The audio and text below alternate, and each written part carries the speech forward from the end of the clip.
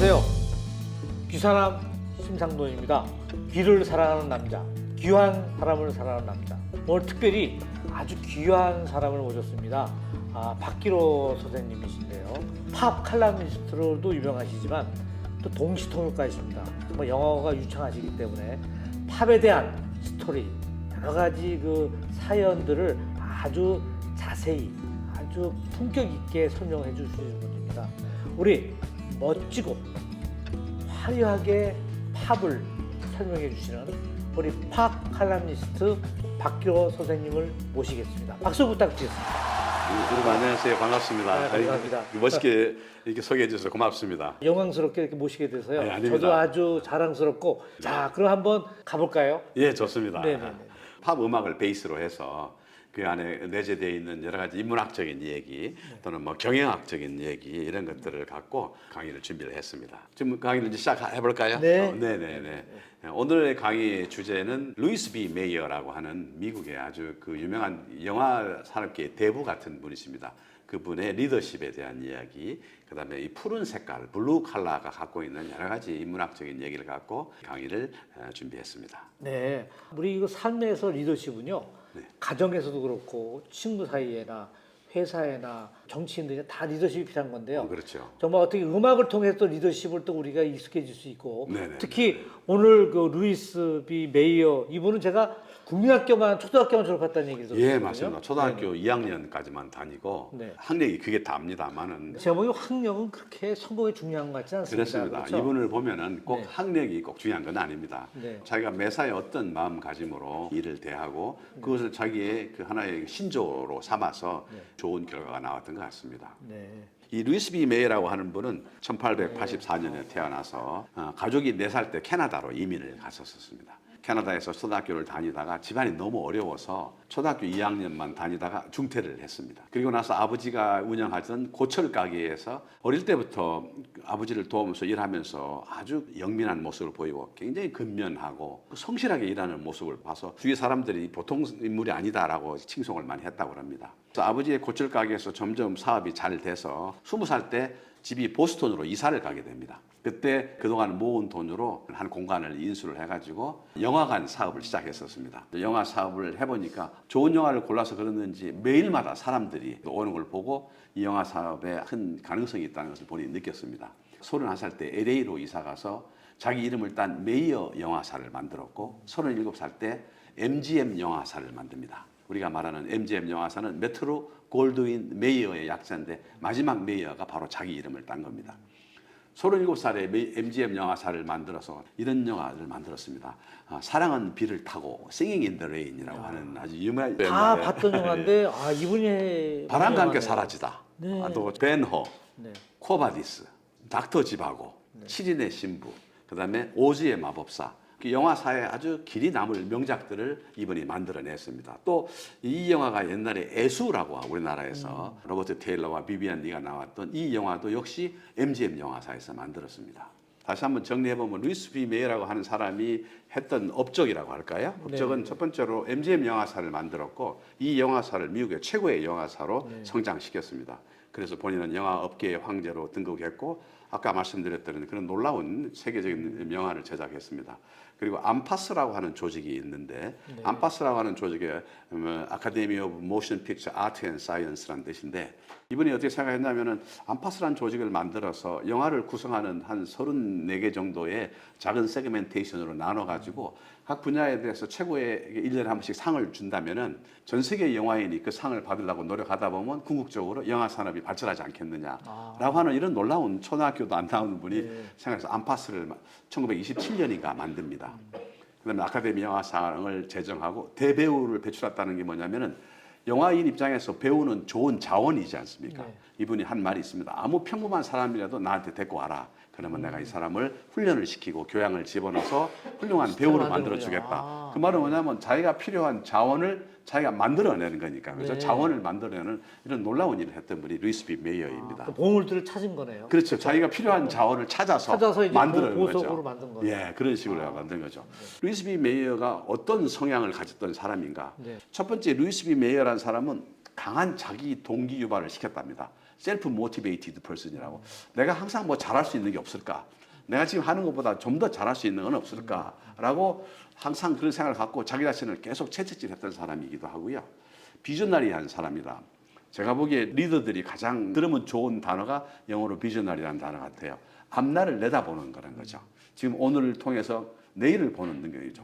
이 사람은 고철 산업을 하면서 영화 산업의 가능성을 읽었습니다. 앞으로 영화 산업이 미국의 엔터테인먼트의 중앙에 설 거라고 믿었고 그 시대의 트렌드를 정확히 읽고 아까 말씀드린 대로 스타 시스템이라고 내가 필요한 자원을 내가 생성해서 쓰는 그런 놀라운 비전나리한 인물이었습니다. 1926년인가 27년인가 미국에 TV가 보급됐다고 합니다. 미국에 TV가 보급되니까 이 사람은 벌써 느낀 게 잘못하면 큰 위기가 오겠구나. 많은 사람들이 집에 앉아서 TV를 보지 누가 영화를 보겠는가. 과연 내가 TV하고 차별화할 수 있는 게 뭔가. 그 중에 하나가 아까 말하는 큰 대작을 만드는 겁니다. TV는 대작에 투자를 못 하거든요.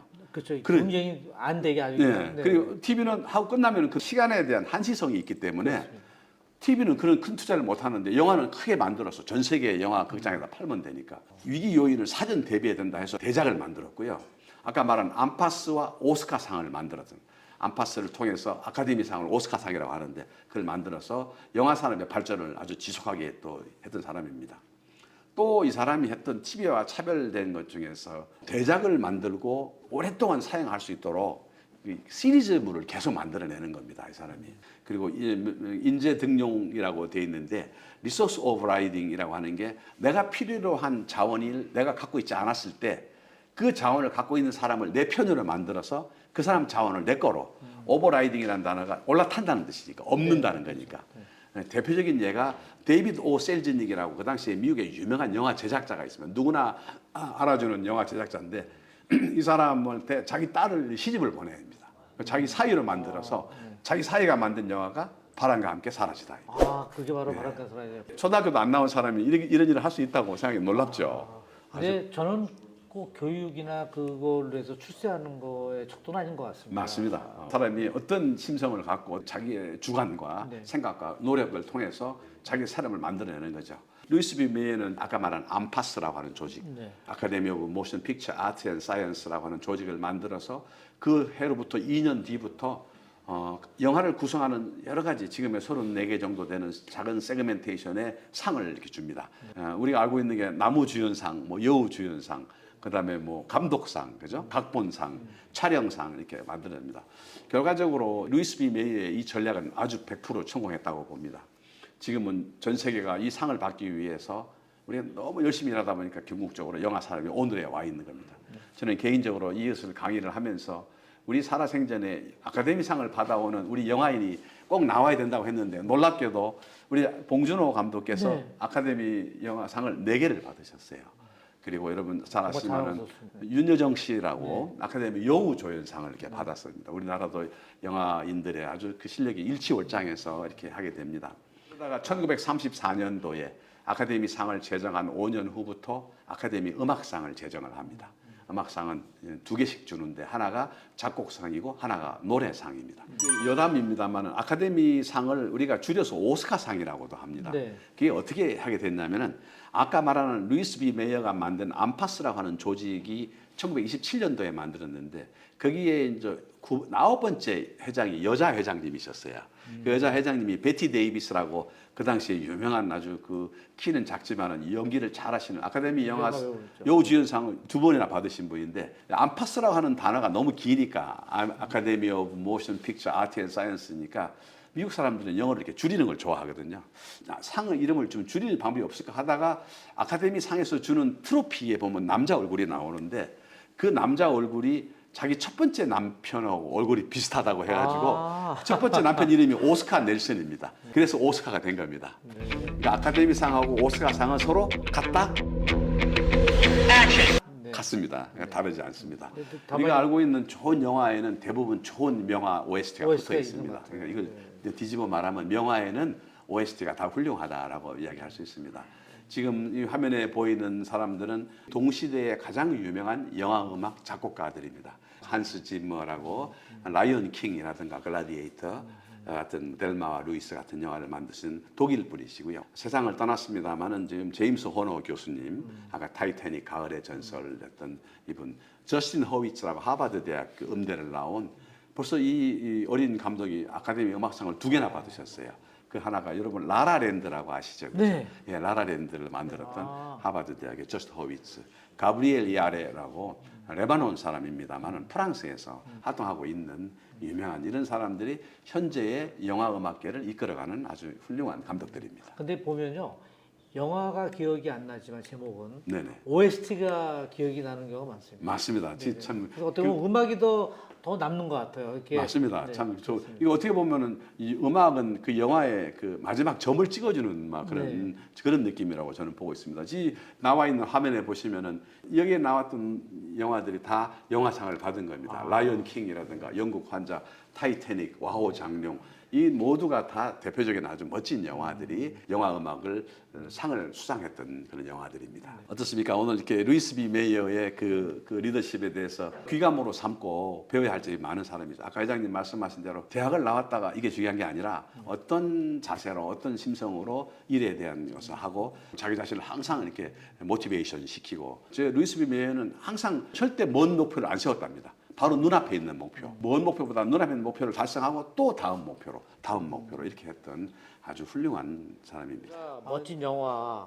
음악과 함께 정말 감정이 아주 깊어졌습니다. 좋죠. 특히 지금 나오는 러브 이즈 블루. 아, 예. 근데 제가 블루 카를 굉장히 좋아하거든요. 예. 제 액세서리 이제 시계하고 이렇게 보면요. 아이고. 시계도 네. 블루고요. 네. 또 이 반지도 블루예요. 그걸 또 이렇게 제가 맞춰서 나왔지만은 네네. 정말 그 블루, 정말 푸른 마음, 모든 세상이 그 블루색이 되면 너무 좋을 것 같습니다. 좋죠. 네, 네. 오늘 우리가 루이스 B 메이어라고 하는 사람의 네. 그 삶을 통해서 리더로서의 어떤 자질을 갖고 네. 매사에 임해야 되는가를 보여줬고 마지막 끝은 또 폴모리 악단의 러브 이즈 블루로 이렇게 네. 마무리를 했습니다. 정말 러브 이즈 블루 너무 아주 엔딩곡으로 너무 좋고요. 좋네요. 앞으로 우리 박기로 선생님 자주 뵙고요. 네. 좀 있으면 제가 마음이 네네. 막 들뜹니다. 네. 좋은 음악에 들뜨고 저도 좋습니다. 또 깊어지고 네. 네네. 정말 오늘 귀한 사람, 정말 귀한 박기로 선생님을 모시고요. 멋진 영화와 음악과 함께했습니다. 자, 귀사람 심상돈이었습니다. 감사합니다.